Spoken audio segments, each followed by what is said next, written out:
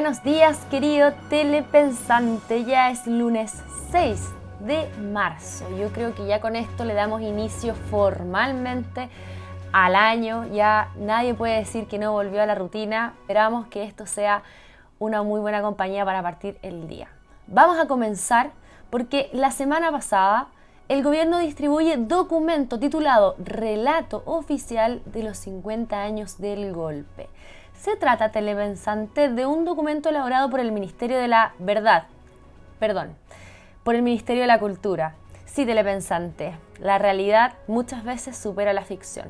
Esto para ser distribuido con las demás personas del gobierno. Según quienes lo elaboraron, no es un discurso, sino que explica el sentido y el espíritu de las conmemoraciones que se van a realizar en este sentido este año. Esto es al menos lo que explica la ministra del Ministerio de la Verdad, del Ministerio de la Cultura, Julieta Brodsky. El documento define el 11 de septiembre como un suceso dramático que marcó la vida de chilenas y chilenos, que se erigió en un hecho histórico para el mundo. La ruptura violenta de nuestra democracia trajo consigo una ola de crímenes y crueldades. Siguen existiendo deudas en materia de verdad, justicia y reparación y garantías de no repetición. Esto es lo que declaró el documento. Impresentable, mi querido telepensante. Como si los militares un día se hubiesen levantado y hubieran dicho vamos a hacer un golpe de estado.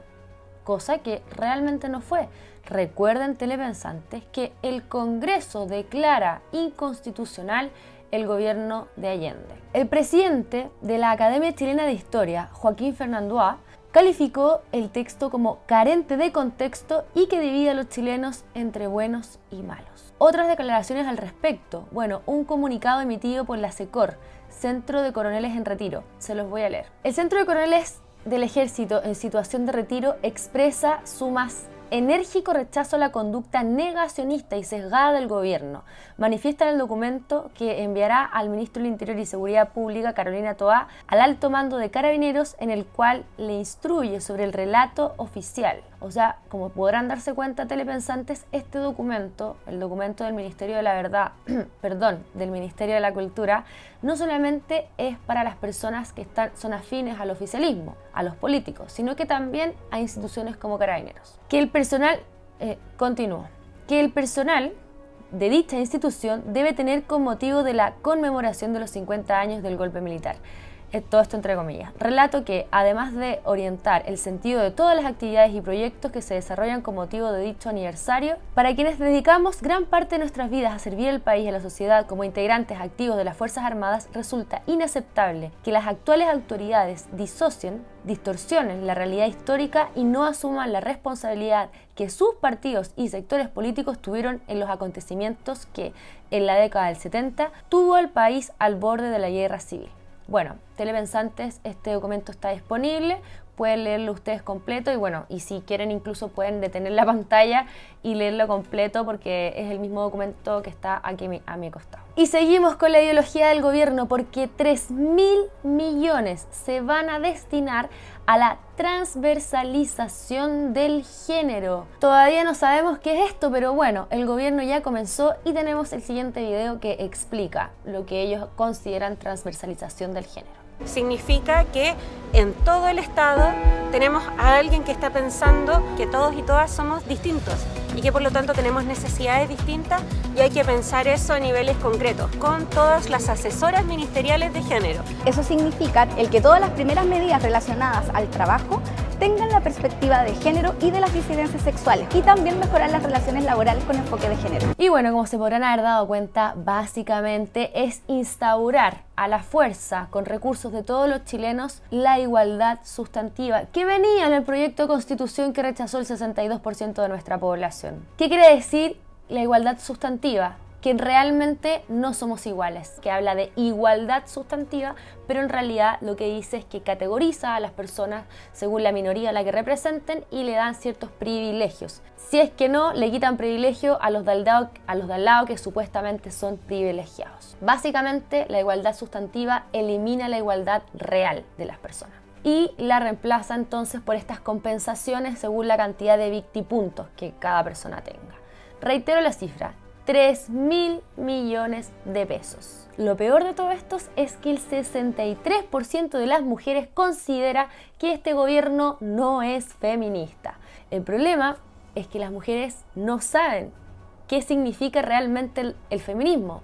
La mayoría de las personas considera que el feminismo es la igualdad real de los hombres versus con las mujeres, pero no tienen idea que hay toda una agenda ideológica detrás de esto, que obviamente está plagada de declaraciones de buenas intenciones. El Colegio de Profesores, por su parte, emitió un comunicado para enfrentar las actividades del 8 de marzo, Día Internacional de la Mujer. Entre lo que destaca, trabajar en los establecimientos educacionales distintas actividades relacionadas con el Día Internacional de la Mujer Trabajadora. Ya no es solamente el Día Internacional de la Mujer, sino que de la mujer trabajadora. Junto con tener disponible un documento para la educación no sexista. Además, convocan a marchas, entregan un documento al Ministerio de Educación con textos escolares sugeridos que no sean androcentristas. ¿Qué significa esto? Que las feministas consideran que la educación y los textos educacionales son androcentristas, centrados en los hombres, ya sea por quién los escribió, por cómo se relata la historia y todo este tema. ¿Cómo explicarle a las feministas que cuando alguien escoge un libro y lo recomienda,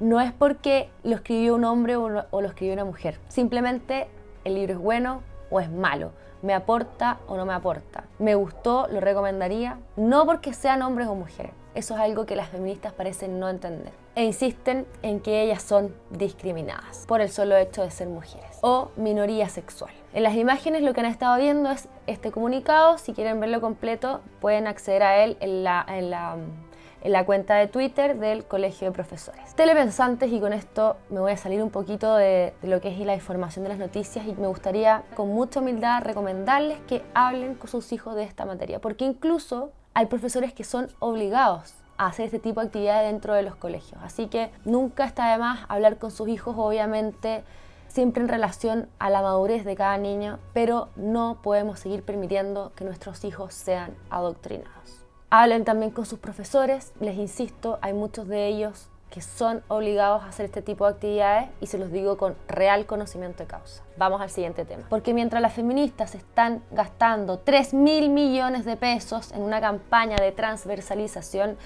hay un 46% menos de entrega de viviendas sociales el año pasado. Así es, el gobierno del pueblo se olvidó que promueve que las viviendas son un derecho y bajaron la cifra en promedio de 5.639, cae a 3.456. El año pasado, Gabriel Boric anuncia nuevamente con bombos y platillos que van a entregar 260.000 viviendas en total al terminar el gobierno, pero van atrasados.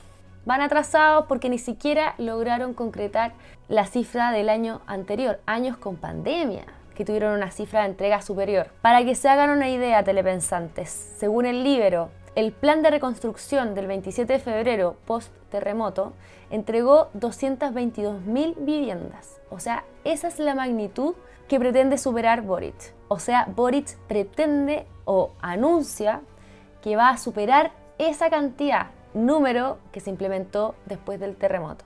Y bueno, los resultados no han sido los mejores. Este año se compromete el gobierno a entregar 86.000 viviendas. Vamos a ver si lo cumplen.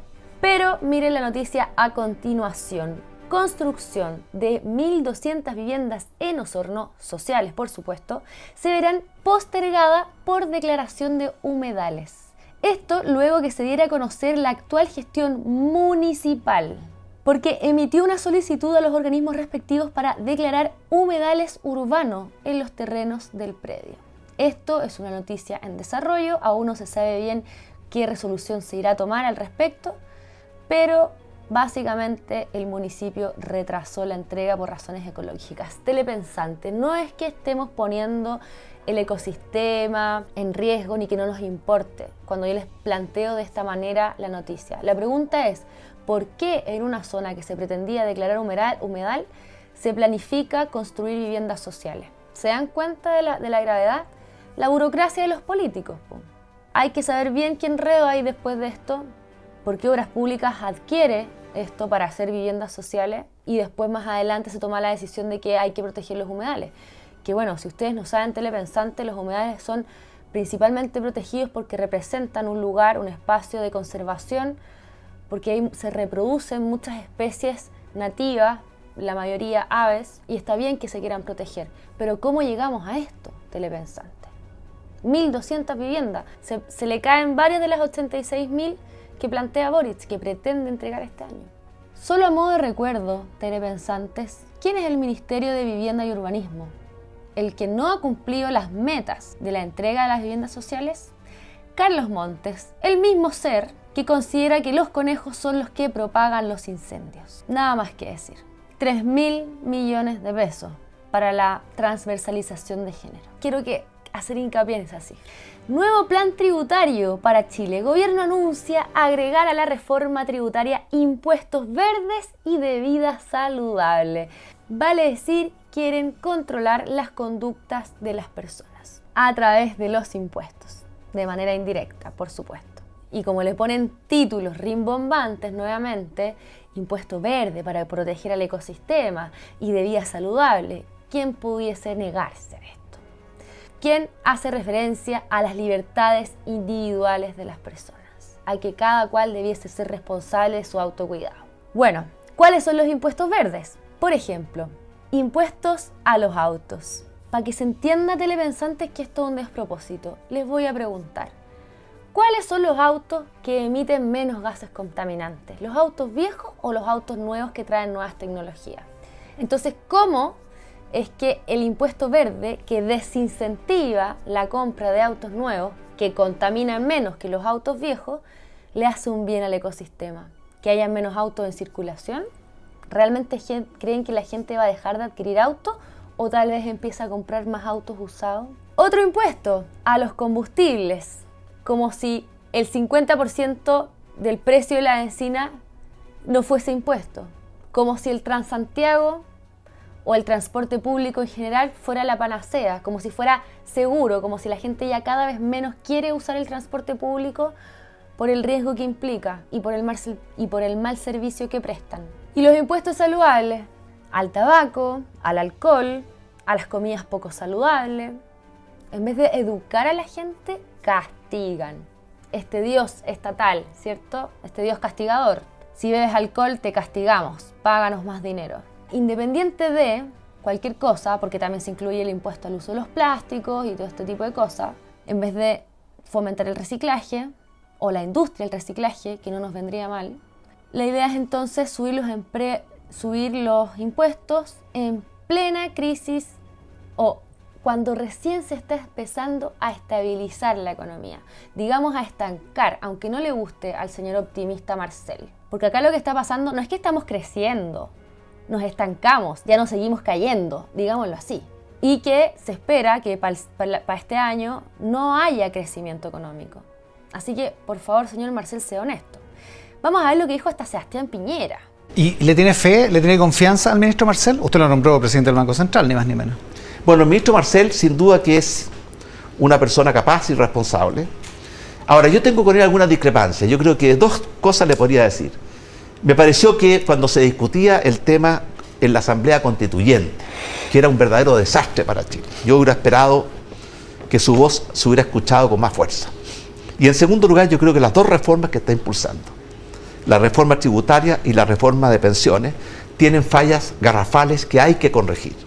En la reforma tributaria, pretender aumentar en esa magnitud los impuestos, que crecerían ciertos 3,6 puntos del PIB, o sea, 25% más que los que tenemos hoy día. En medio de una economía que está estancada, que está con una crisis de crecimiento, que no es capaz de crear empleo. ¿Sabe usted que desde marzo del año 2022 la creación de empleo está totalmente estancada? Es un error. Pero además de eso en materia tributaria, yo creo que es muy importante que la reforma tributaria, además de recaudar, promueva la innovación, el emprendimiento, la inversión, el crecimiento económico. Y este proyecto hace muy poco en ese frente. Ya, porque no. Sí, pues. Hasta Sebastián Piñera lo dice.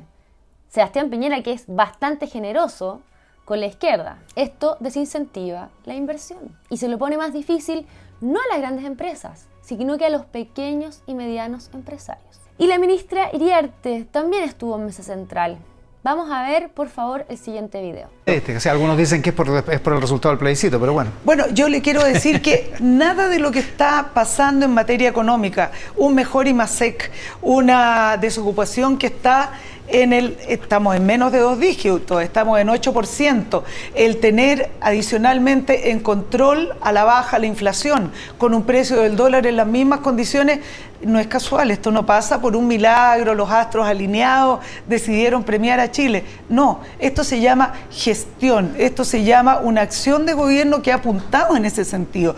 Y con esa misma perspectiva de seriedad, de responsabilidad, pero también con un espíritu de mejora para poder tener ingresos permanentes, para poder financiar gasto permanente, es que vamos a la tributaria. Vemos a la ministra asegurando, cuando el periodista le pregunta tímidamente y con una sonrisa, como un poco entre broma, si la estabilización económica se veía al rechazo del proyecto constitucional. Y ella dice, no, solamente esto se debe a temas de gestión y hay que ser bien patúo. Y perdónenme el chilenismo telepensante. Cuando había crisis económica era por problemas externos, la guerra en Ucrania, todas estas cosas lo que pasa en Estados Unidos, nada que ver con problemas internos de nuestro país, cuando los expertos, incluso los de centro izquierda, aseguraban que 2/3 de la inflación que teníamos era por malas políticas públicas nacionales. Pero ahora que la cosa se estabilizó es netamente por políticas y gestiones internas. Y que por eso van a seguir impulsando la reforma tributaria, porque ya como la cosa se estancó, telepensantes, insisto, no es que estemos creciendo, no, se estancó, dejamos de caer. Hagamos una reforma tributaria para estabilizar el gasto. Y cambiando el tema, Bolivia establece ruta alternativa por Chile para desviar carga hacia puertos de Perú. La semana pasada teníamos a la ministra Toá con conflictos con Bolivia. ¿Se acuerdan? Que los inmigrantes, ellos los estaban devolviendo a la frontera. No hay certeza de que sea así porque recuerden que hay un decreto que dice lo contrario. Y que no estaban teniendo problemas con devolver a los inmigrantes a la frontera de Perú, pero sí Bolivia estaba poniendo problemas y no estaba aceptando a los inmigrantes en la frontera. Pero ahora resulta que sí le estamos dando a los bolivianos un paso para que crucen desde Bolivia a Perú.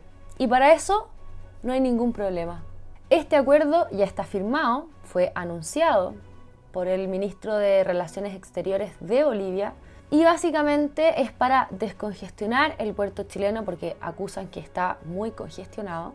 Y para esto se autoriza a 145 empresas de transporte boliviano a cruzar nomás por las fronteras de Chile. Saque sus propias conclusiones. Incautan en Pudahuel, gracias a denuncias ciudadanas, armas de guerra. Los sujetos iban en un vehículo e hicieron disparos al aire para atemorizar a la población, en la comuna de Pudahuel, específicamente en Ricardo Vial con pasaje Luisiana.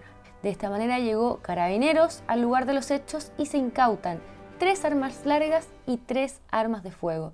Son 3 los detenidos y entre ellos hay un menor de edad. Y las imágenes que estuvieron viendo en pantalla son de las armas que se incautaron. Pero claro, hagamos cada vez más estricta la ley de tenencia responsable de armas porque claramente estas armas se las robaron a una persona que las tenía en su casa responsablemente. Terroristas y movimientos colectivos de extrema izquierda altamente subversivos, telepensantes, entran en organización para atacar mediante protestas durante el mes de marzo. Y aquí tenemos el calendario. En las imágenes pueden ver ustedes cuáles son las publicaciones de estos grupos en redes sociales, pero no se vayan a confundir. Esto no es extrema izquierda. Y ellos no atentan en contra de la democracia. Jamás se vayan a pensar esto. Y no se parece nada a lo que pasaba antes del 73. No se lo vayan a imaginar. ¿Qué es lo que dice el calendario? 7 de marzo, para que esté informado, mi querido telepensante. Conversatorio, lucha y revolución. O sea, aquí los preparamos para la guerra. Porque después, el 8 de marzo, Día de la Mujer que Lucha. Ya no es el Día de la Mujer que trabaja, es el Día de la Mujer que lucha. A golpear la democracia patriarcal y capitalista que nos mata. ¡Wow! Entonces ahora el problema es la democracia, no solo el capitalismo patriarcal opresor. Ojo ahí, miren cómo van moviendo la ventana de Overton. Jueves 9 de marzo, propuesta popular, a reventar el sistema, muy pacífico y justo coincide por esas casualidades de la vida con el mochilazo de los estudiantes. No vayan a pensar que la extrema izquierda se está organizando curiosamente durante las mismas fechas. No. 26 de marzo, Día de la Mujer Popular y Subversiva, a 30 años de la caída de Norma Vergara. 29 de marzo, Día del Joven Combatiente. Y bueno, mis queridos telepensantes, ya para ir cerrando, los quiero dejar con un video muy relacionado, porque yo sé que causó impacto el video de los drag queens, del drag show para niños. Y les quise traer entonces hoy día una reflexión de un mexicano acerca, ¿cierto?, de estos shows que me pareció bastante adecuada. Pero antes, dos cosas. Lo primero, contarles que el día de hoy comienza la nueva temporada. Nuestro programa de conversación de los días lunes nos acompañará la Vane Kaiser, Rocío Cantu Arias y Gonzalo Ibáñez, tres tremendos panelistas para este programa de conversación y para darle el puntapié inicial a esta temporada que se nos viene muy controversial, porque recuerden que este programa va relacionado a los temas constitucionales y este año tenemos nueva convención constitucional, aunque le hayan cambiado el nombre para hacerle un lavado de imagen. Telepensantes, ustedes deben estar informados, así que no se pueden perder este inicio de la segunda temporada de este programa. Y lo segundo es recordarles que se suscriban a nuestro canal, que nos dejen un comentario y que se hagan parte de esta batalla de las ideas, porque este año, por lo que vieron, se nos viene altamente ideologizado, telepensantes. Así que me despido, que tengan un buen inicio de esta semana. Soy la Clau Ormeño para Esfera Pública. Adiós. En primer lugar, que existan este tipo de eventos, es decir, que haya personas, drag queens, que preparen eventos específicamente para bebés, con o sin sus padres de familia, pero que específicamente se quieran dirigir a los bebés, es decir, que no consideren que su público sean los adultos. Es decir, son adultos hipersexualizados que consideran adecuado para bebés el presentarles estímulos hipersexualizados y eróticos también. Creen que eso es lo que hay que darle a los niños. En segundo lugar, que haya padres de familia que vayan a estos eventos con sus hijos. Implica un desconocimiento de la psicología evolutiva de sus hijos, además de algunas situaciones personales que, pues bueno, pueden ser cuestionables. Finalmente ellos son adultos. Tercera reflexión. Estamos en 2023. En 2023, la conversación general, al menos en varios países de América Latina, México, donde vivo yo, tiene que ver con el cambio de sexo, ya no solo legal, sino empezar a hablar sobre tratamientos de cambio de sexo hormonales y quirúrgicos. No hace tantos años, la conversación de vanguardias y de frontera era hablar sobre la adopción por parte de 2 hombres o 2 mujeres. No tanto tiempo antes, la conversación de frontera, de vanguardia, era si 2 hombres o 2 mujeres que vivían juntos podrían recibir un acta de matrimonio. De modo que lo que se ve es una sucesión de eventos de frontera, porque la lógica viene de mucho atrás. En el momento en el que dejas de tener a nivel personal y comunitario una visión de la sexualidad como algo estructurado y ordenado, entonces en el momento en el que rompes que la sexualidad tenga un patrón ordenado, todo lo demás va a ser permitido, es decir, vas a tener una sexualidad caótica. Y esto no lo digo como un juicio para las personas, lo digo como una llamada de atención para todos. Si queremos una sociedad del caos, vamos a tener caos en lo sexual, vamos a tener caos en todo lo demás.